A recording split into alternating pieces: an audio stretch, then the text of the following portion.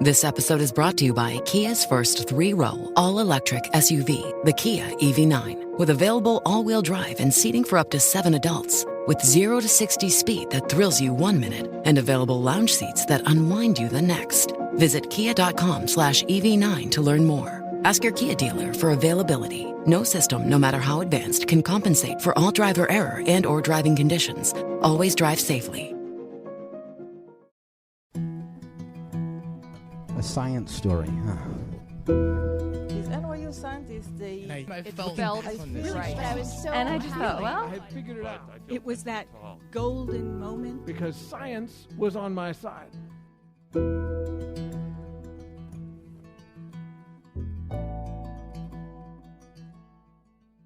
Hey everyone, I'm Ben Lilly, and welcome to the Story Collider, where we bring you true stories of how science has affected people's lives.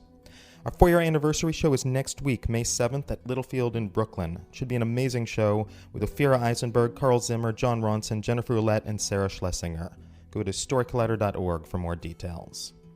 This week's story is from Sara Seager as part of the Cambridge Science Festival. The story was recorded in April 2014 at the Davis Square Theater in Somerville, Massachusetts.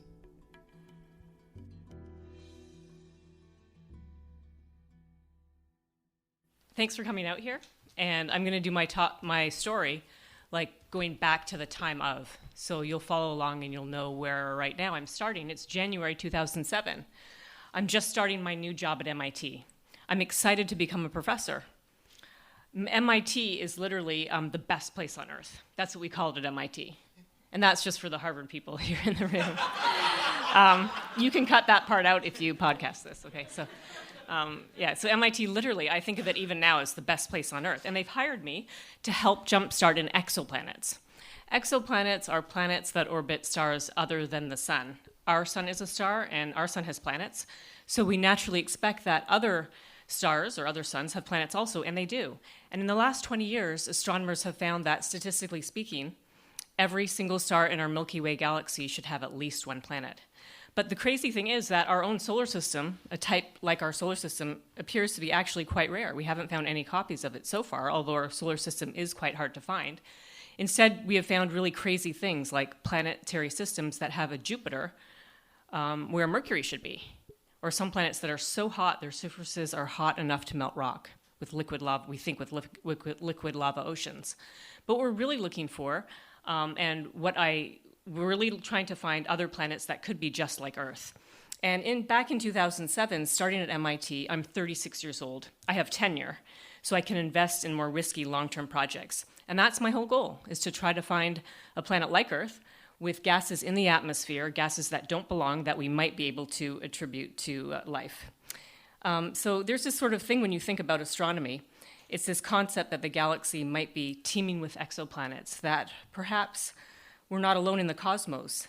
And this is this thought that appears again over and over to astronomers, but I think it's very special when we're trying to think about other Earths that might have life. And I'm not here talking about alien life, but even so, that would be great, but more possibly a microbial life of any kind.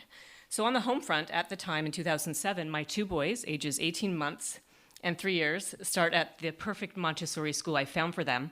My husband, Mike, we've just moved back from Washington, D.C. to New England, and we're really happy to be back here.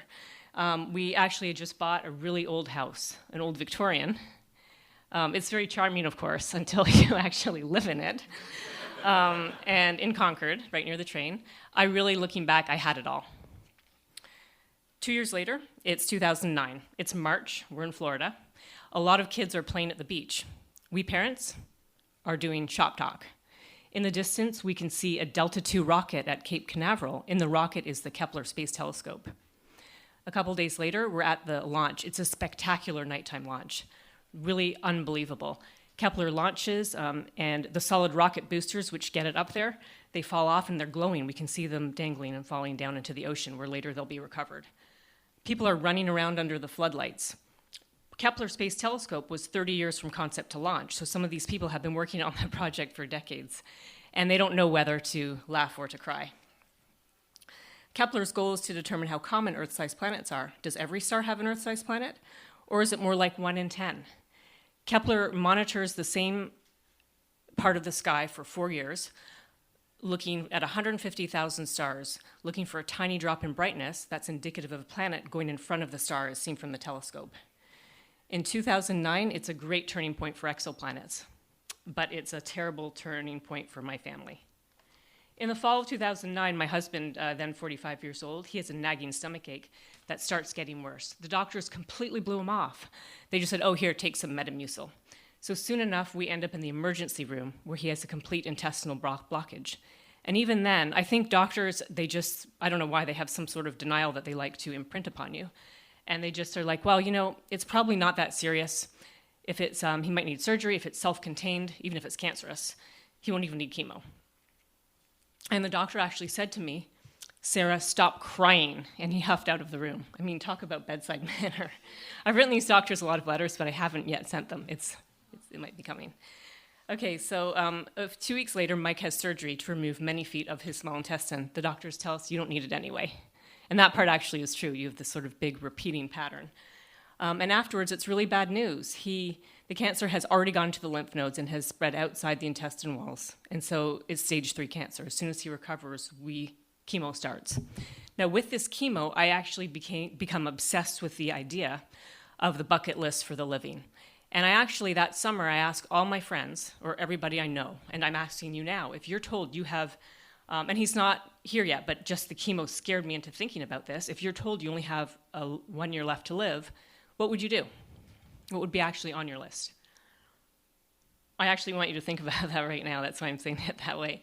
So most people will say, well, I'll spend time more with my family, or I'll change my job. Occasionally, it's something much more significant. Now, what would I do? I would drop everything and just work to find the Earth 2.0. That's what we call another Earth. That would be like our own Earth around another star like the sun, that we could look at the atmosphere and look for signs of life. So I actually am kind of curious about what you would do, but it turns out that so then I would go back to my friends and I'd say, well, guess what? You're actually not sick at all. So why don't you go out and do those things? And you know what? Not a single one of these healthy people ever did a thing. So the flip side of that is that if you really are told you have 1 year left to live, you're actually going to get too sick too rapidly to actually do any of those things on your list. So that's more or less what happened to Mike. In the fall 2010, we're told the chemo didn't work and he's now terminally ill with months to live. So I have this big problem on my hands because not only do I have to deal with a terminally ill spouse, but it turns out one of the secrets of my success was that in my early years, I wasn't pretending, but I was completely clueless about everything around the house. I never grocery shopped. I never put gas in the car. I mean, when I look back, I just can't believe how I made it through. I never should have had this old house. I'd never done my taxes. It was a crazy way to live, but I had to actually figure out how to do all of these things. And also in that time, around 2010, the field of exoplanets was really booming. Kepler Space Telescope was starting to return hints that these small planets were very common, but I was unable to really participate in the fun or the gatherings or the research because I was busy at home, housebound, taking care of a sick person. So in the summer of 2011, Mike has been so strong, the very personification of grit. Honestly, he's a person you men here would be actually jealous of. He had the big if I may brag for a minute, he had the big biceps. He never went to the gym. He was so strong. His endurance was literally unheard of. And so his oncologist likened his toughness with chemo only to the Marines and war vets. His home hospice, Jerry, had just never seen anyone like this before, who was actually this strong. And one day, Jerry told me, Sarah, you've got to help him let go. He thought that me, constantly asking him how to do stuff was a problem. So I've said goodbye a million times, and I say something like, Mike, this isn't even the sad part, so we'll get there. I love you. We had a great life together. I would do it all again, even knowing the outcome. I mean, I've said this many times, but this time I have to say, I'm fine. I think I can handle it all. I can figure out how to do stuff. And it turns out the only thing he was really worried about was me burning the house down. So you know how when you're about to go to sleep and you go down and check to make sure the stove isn't on? I don't know if it's ever on for you. It's never on for me, but I still check it because I think I just don't want to have that house burning down in the middle of the light. So I'm saying, I'll be fine without you. It's okay to let go. And then I go, oops, Mike. Oh, I just remembered. I don't know how to take the roof racks off the yellow car. But he's he's kind of really exhausted. He's very ill. He's and he just looks at me and says, it's too complicated to explain. And I'm really glad you're laughing here, because there are a lot of funny moments. And so, to this day, 3 years later, actually the roof racks are still on the car. And please don't offer to help me take them off, okay? I think it's okay. So a few weeks go by, and it's July 2011. Actually, no one can believe he's still alive. Jerry told me he has simply never seen someone hold on like this before. And finally, after a week of literally not eating or drinking, because remember, he's so healthy and strong. That's the flip side to being so healthy and strong, is your body just can't go away. So one night, I'm lying with him in his hospital bed at home, and I'm like, Mike, and he's pretty out of it by this point, okay? He's not really totally with it, but he wakes up briefly, and I'm like, Mike, next week's my birthday. And he's like, they have this phrase that's you die as you live. So he was so sweet. He's like, well, I'm not really good at remembering those things.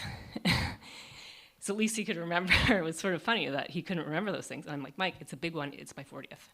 As your last gift to me, I need you to let go.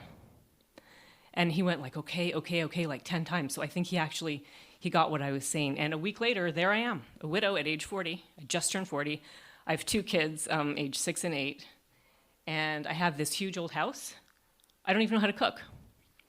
And so you know how I feel inside my head?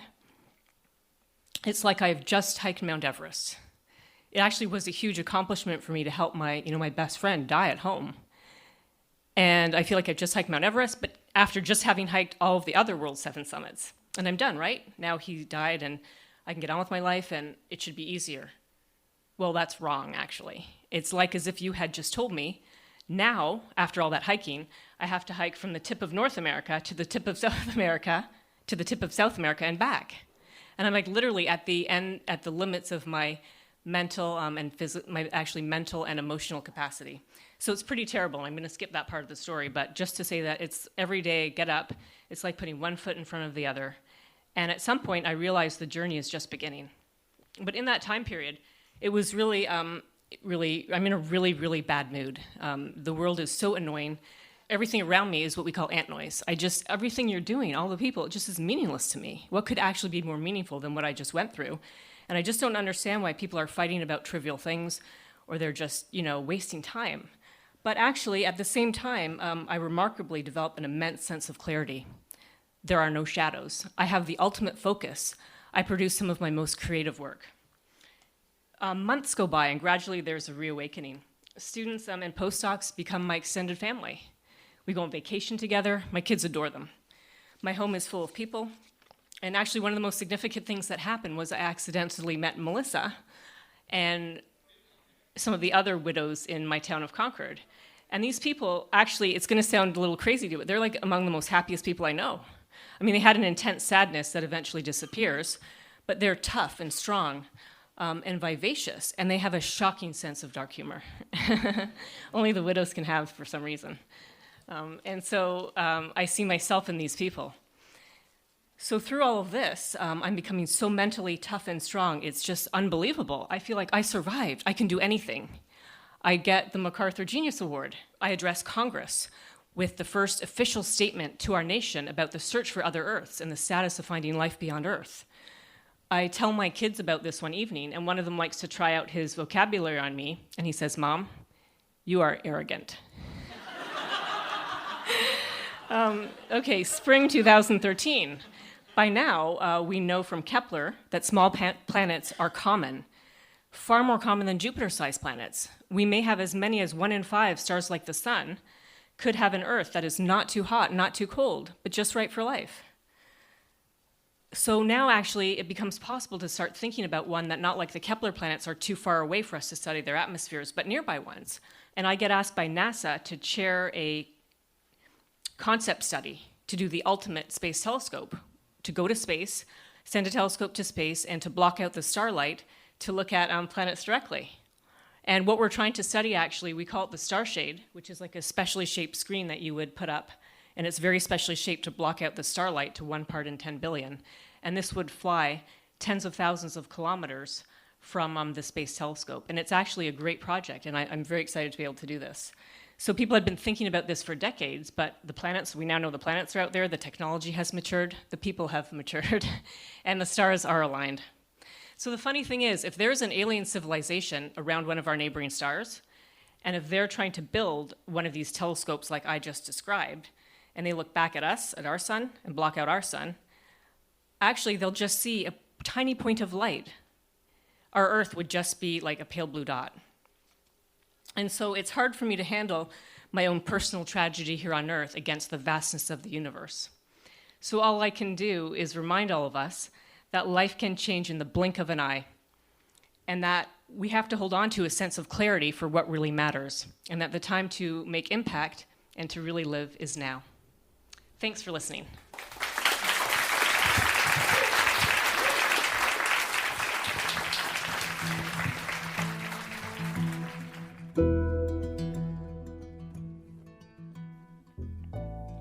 That was Sara Seager.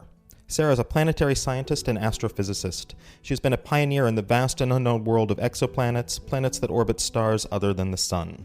Now dubbed an astronomical Indiana Jones, she's on a quest after the field's holy grail, the discovery of a true Earth twin. Dr. Seager earned her PhD from Harvard University and is now the class of 1941 Professor of Planetary Science and Professor of Physics at the Massachusetts Institute of Technology. Professor Seager is a 2013 MacArthur Fellow and was named in Time magazine's 25 Most Influential in Space in 2012. For more science stories, take a look at storycollider.org, where we have archives of the podcast and upcoming events. Also, we depend on listeners like you for our support. If you love the podcast, please consider donating at storycollider.org/donate. The Story Collider is produced by me, Brian Wecht, Aaron Barker, and Ari Daniel. The podcast is produced by Rose Eveleth. Additional help from Brooke Williams, Lena Groger, and Justin D'Ambrosio. The theme music is by Ghost. Special thanks to Littlefield for hosting the show, and to Sara for finding the planets. Thanks for listening.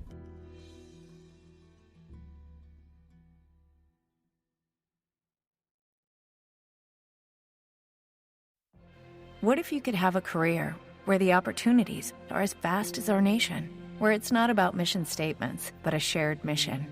At U.S. Customs and Border Protection, we go beyond to protect more than borders. From ship to shore, air to ground, cities to local communities, CBP agents and officers are keeping people safe. Join U.S. Customs and Border Protection and go beyond for something far greater than yourself. Learn more at cbp.gov/careers.